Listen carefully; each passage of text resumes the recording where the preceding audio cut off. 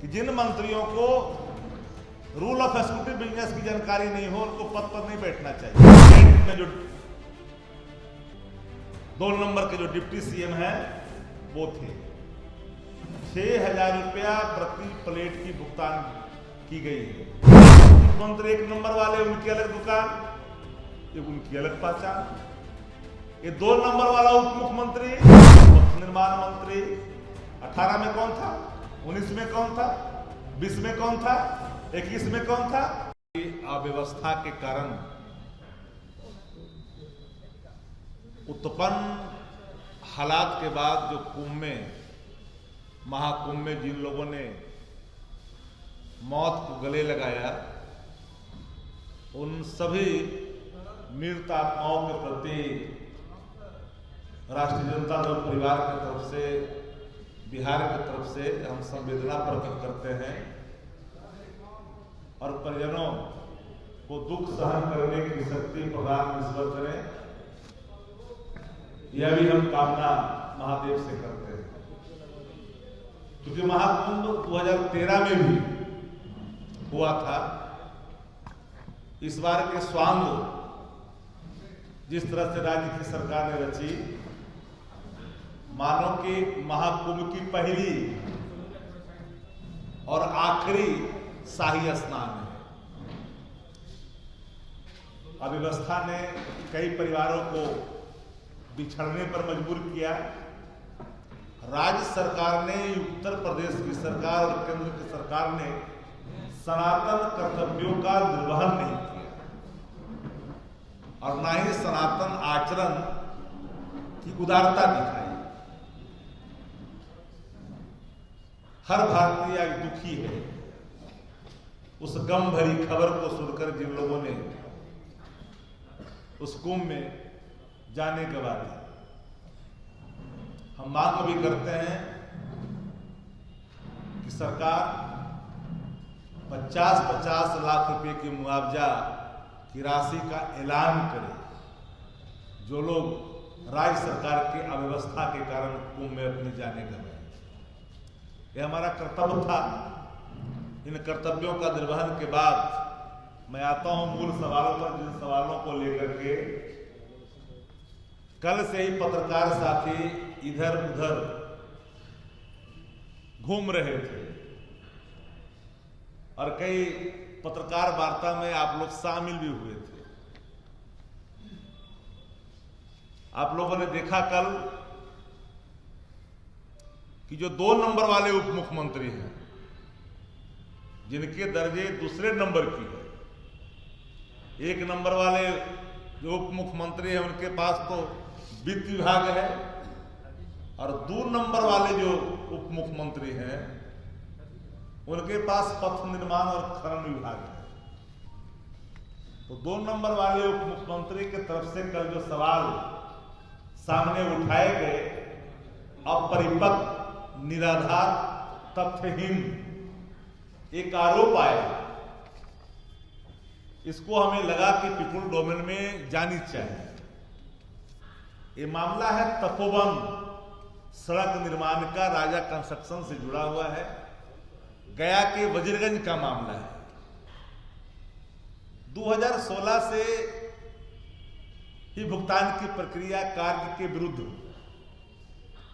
कार्यपालक अभियंता, कनीय अभियंता और सहायक अभियंता के अनुमोदन के उपरांत भुगतान की राशि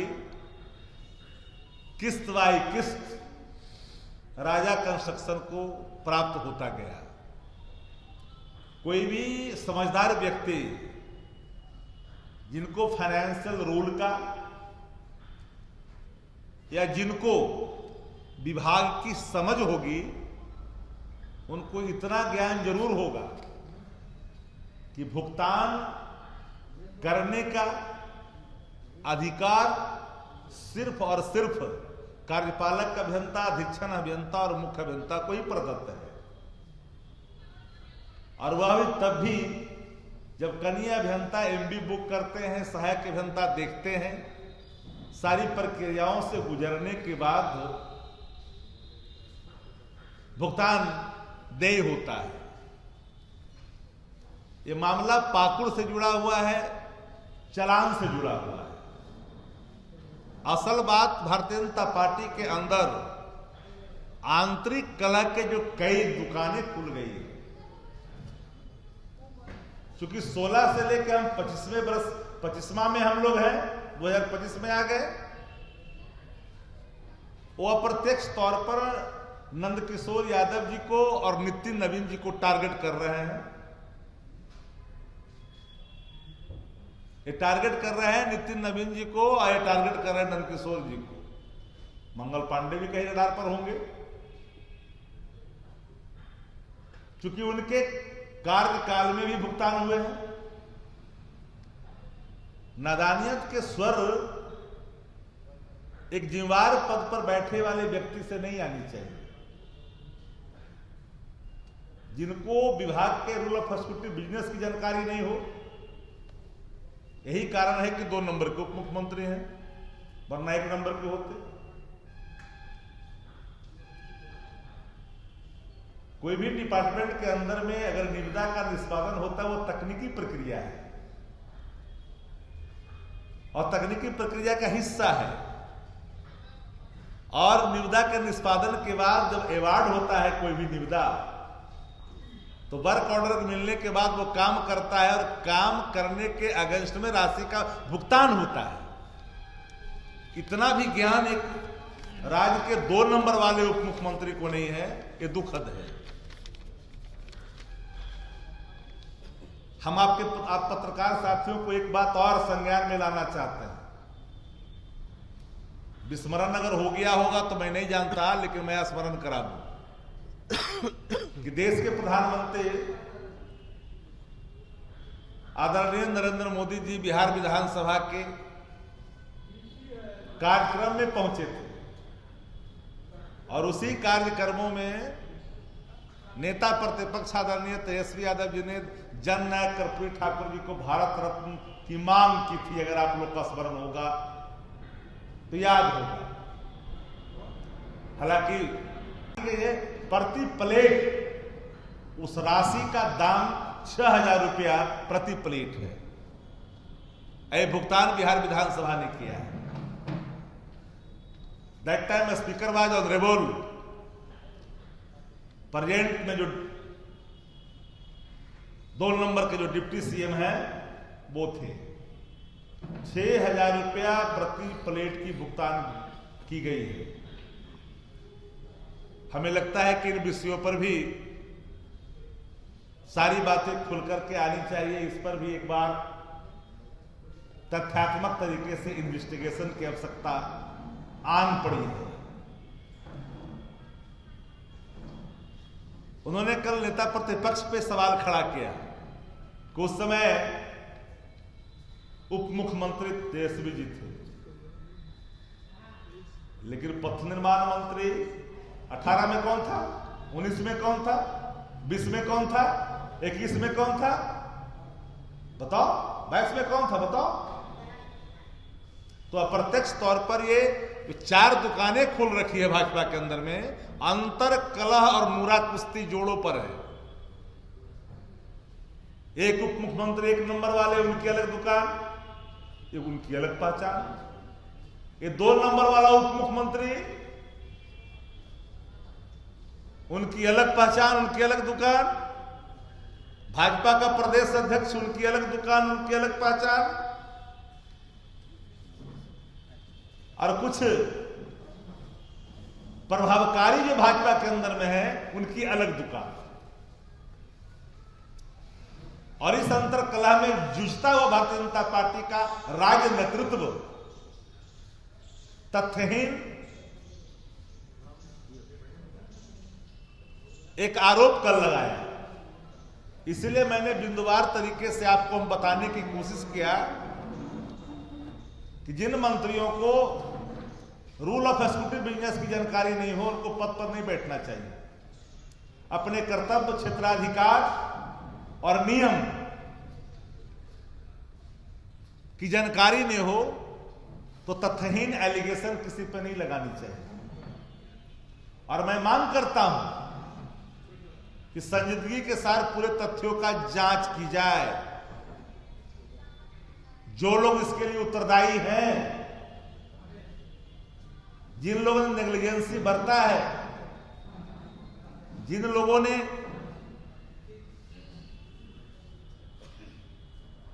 आवंटन नाजायज तरीके से लिया है, भुगतान नाजायज तरीके से लिया है, उन पर कार्रवाई कठोरतम की जानी चाहिए। लेकिन मुझे हैरानी हुई, आप सही पत्रकारों को भी हुआ होगा कि ये व्यक्ति 2 नंबर का उप मुख्यमंत्री चुपचाप कैसे थे इतना दिनों तक। एक पत्रकार ने जब इन सवालों को उठाया तब इनकी चक्षु खुला, क्योंकि ऐसे काम नहीं करता एंटीना। जब कोई पीछे से बाह्य शक्ति का प्रहार करता है तब इनका एंटीना काम करता है। तो एक पत्रकार साथी ने जब इन सवालों को रेज किया तो आनन फानन में बैठक बुलाकर के इसकी तहकीकात कर करके पत्राचार झारखंड सरकार से की गई, खनन विभाग से, कि ये स्टोन चिप्स उठाए गए थे बिहार से और दिखाए गए हैं चलान पाकुड़ का। सवाल यहां है, तो ये नेग्लिजेंसी जिन स्तर पर हुआ है, ये इसके अधिकार क्षेत्र बटे हुए हैं। ये तकनीकी विषय है। इन विषयों को देखने के लिए कार्यपालक अभियंता, सहायक अभियंता, कनीय अभियंता और अधीक्षण अभियंता, यानी JE, assistant engineer, executive engineer और सुप्रिटेंडेंट इंजीनियर, राशि का आंकड़ा जब बढ़ा जाता है तो चीफ इंजीनियर तक जाता है। ये मामला तकनीकी है, लेकिन इसको राजनीतिक बनाई 2 नंबर वाले उप मुख्यमंत्री जी। आरा में क्या हो रहा है? Every worker Bharatiya Janata party fully known, not only I and left and right. माहवारी क्या वसूली जा रही है दारू बालू से? प्लेट की भुगतान किया गया था बिहार विधानसभा के अंदर। हम लोग कोई पॉलिटिकल एलिगेशन नहीं लगाते, हम तो वही कह रहे हैं जो नियम कह रहा है, हम वही कह रहे हैं जो हुआ है। तो अंतर्द्वंदता, अंतर कलह भाजपा के अंदर है, तो अप्रत्यक्ष तौर पर ये भाजपा को चार्ज नहीं करते हुए ये सीधा नाम ले रहे हैं। कोई रोका कार्रवाई करने से? आपने अभी तक कौन सी कार्रवाई की?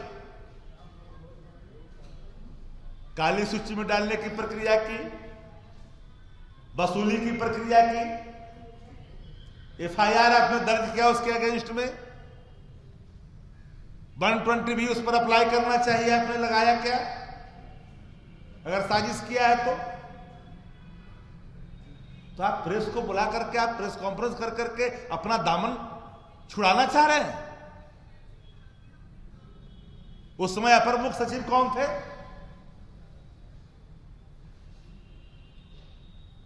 इस सारी चीजों की जानकारी होनी चाहिए। नकली दवा की दुकान नहीं चलने वाली है, माफ करिएगा। नकली दवा की कमाई नहीं बहुत दिन तक चलती।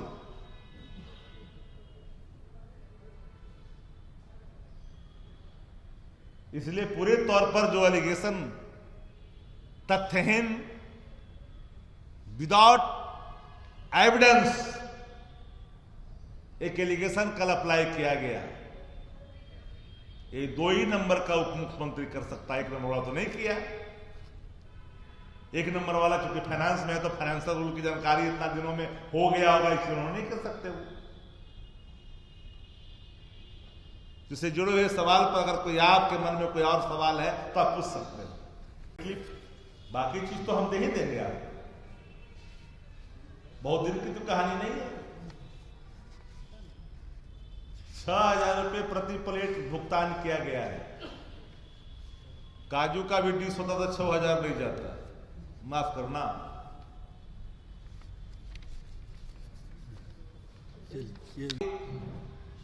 का दामन छोड़ करके